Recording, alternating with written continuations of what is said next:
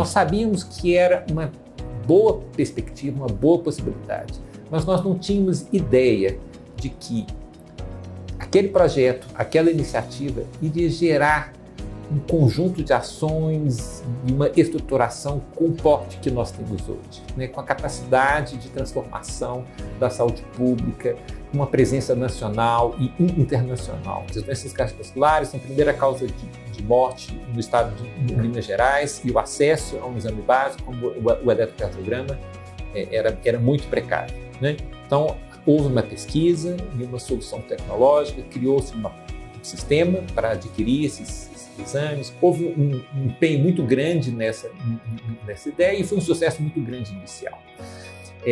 Esse sucesso se deveu muito à participação da Maria Beatriz Alquimim, né, que assumiu esse projeto como uma ideia, um projeto de vida. Eu passei 42 anos na minha vida profissional no Hospital das Clínicas e desses 22 anos no Centro de Telesaúde, pois eu estava presente desde o início das primeiras discussões sobre telemedicina na universidade. 2005 foi realmente um marco no Centro de Telesaúde, quando ele foi incorporado oficialmente ao organograma do hospital, com área física e equipe tomamos um corpo. E no mesmo ano foi aprovado o primeiro projeto para implantar a telecardiologia e outras atividades de telemedicina e telesaúde, atividade de teleeducação, em municípios remotos, o famoso projeto Minas Telecard da FAPEMIG.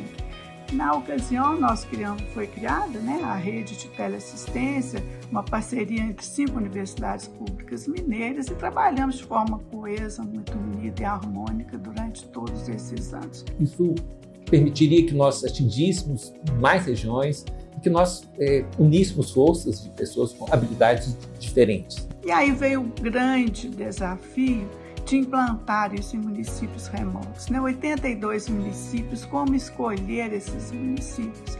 E os critérios utilizados, eu acredito, foram muito acertados, pois nós decidimos ir aos municípios mais remotos, mais distantes dos grandes centros, com baixo IDH, com uma população pequena, onde havia necessidade de um sistema de telemedicina.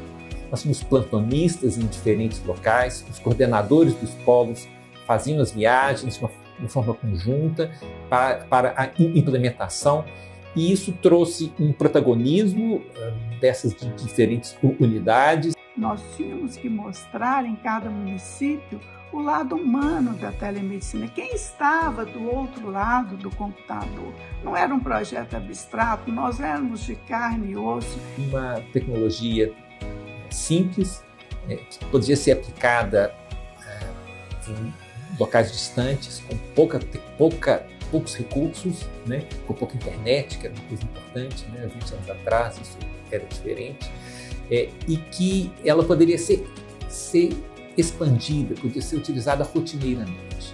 Esse caráter em rede e essa capacidade de trabalhar com outras pessoas, ela foi sendo mantida, e quando houve a expansão para o país como um todo, por exemplo, nós começamos a trabalhar com os núcleos regionais de telesaúde em outros estados nessa atividade. O governo federal, então, nos selecionou, né, para sermos o núcleo especialista em cardiologia, para a gente levar a experiência que a gente já tinha consolidada em Minas Gerais para outros estados. Com o passar do tempo, nós incorporamos outras áreas, né? A oftalmologia, com telerretinografia, que é a fotografia do fundo de olho, tão importante em diversas condições crônicas, e mais recentemente a telespirometria, né? A telespirometria, a avaliação da função pulmonar, é essencial para o diagnóstico e que os pacientes tenham acesso à medicação para asma e doença pulmonar obstrutiva crônica. Quando surgiu, né, toda essa história do coronavírus, toda a gestão do telesaúde se mobilizou para pensar, a partir das estratégias e das experiências que a gente já tinha, o que mais a gente podia fazer além de só material educacional. E foi nesse período que a gente desenvolveu a primeira ferramenta de teleconsulta, que até aquele momento não era permitida a realização de teleconsultas, né? Não havia amparo legal para a realização de teleconsulta. Esse serviço ele continua a seguir em frente, agora gerando dados para novos projetos. Nós, a partir dos 10 milhões de eletrocardiogramas, mais que 10 milhões realizados, nós temos bases de dados que foram linkadas, foram associadas aos dados de mortalidade e hospitalização, os dados públicos, né? E que permitem novos projetos, seja para o diagnóstico automático do ECG por IA, seja para estudos epidemiológicos, sejam novos projetos de inteligência artificial aplicada ao eletrocardiograma que procuram encontrar alterações que nós não sabíamos que conseguimos fazer o diagnóstico pelo ECG. Ao longo dos anos, né, nós tivemos vários entes que financiaram estratégias importantes, como o FINEP, FAPEMIG, parceria com o Estado, o Ministério da Saúde, que tem uma relevância grande com vários projetos, órgãos de fomentos internacionais. Então, tudo isso só é possível fazer, desenvolver, entregar para a sociedade,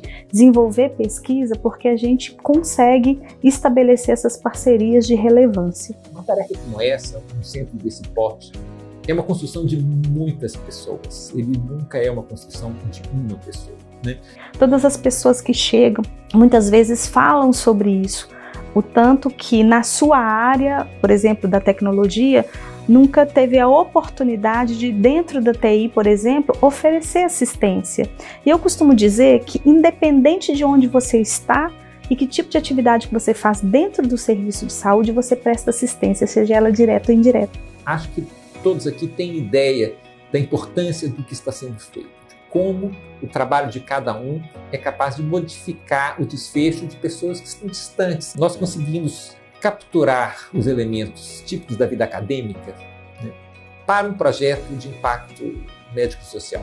Nós tivemos aqui já dezenas de mestrados, um número grande de doutorados que foram feitos com os projetos do Centro de Telesaúde, da rede de telesaúde de Minas Gerais. Todas as atividades desenvolvidas em pesquisa, elas são pensadas como estratégias que sejam incorporadas no sistema de saúde. Então, ele começa pequeno com uma pesquisa, testa esse modelo e a partir da validação desse modelo, nós temos aí um trabalho, um projeto, uma estratégia, uma ferramenta que possa ser utilizada em grande escala no serviço público, porque tudo é pensado para funcionar dentro do processo do sistema de saúde que está vigente no nosso país.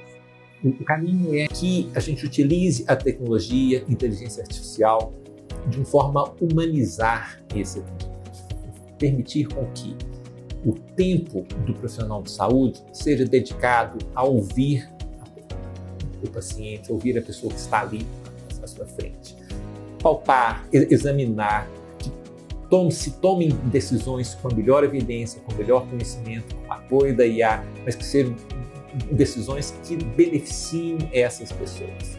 A tecnologia, ela precisa servir a um propósito, não a gente ser escravizado por ela. E esse é um princípio que norteou esse centro, essa rede durante todo esse período. Eu gosto sempre de contar um caso, e me lembro bem de um paciente naqueles municípios remotos do início. Foi um paciente que infartou, foi atendido pela nossa rede rapidamente, encaminhado a um grande centro, recuperou, e quando ele volta ao seu município, no dia seguinte ele foi à unidade de saúde com uma vela e chegou lá e disse: eu vim aqui acender uma vela para o computador que salvou a minha vida.